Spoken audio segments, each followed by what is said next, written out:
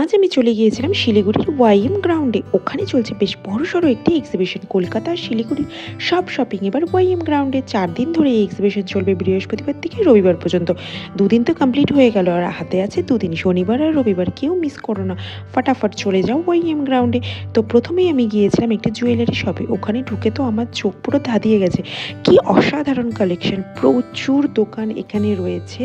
নানা রকম জুয়েলারি থেকে শুরু করে শাড়ি, চুড়িদার, ওয়েস্টার্ন ড্রেস, আরও প্রচুর খাওয়ার দোকান। আমার হাতে সময় খুব কম ছিল, জাস্ট আমি কিছু সময়ের জন্য গিয়েছিলাম, কিন্তু আমি প্রায় প্রত্যেকটা দোকান ভিজিট করে এসেছি। যদি পারি তো এই শনিবার আর রবিবারের মধ্যে আরেকবার যাব।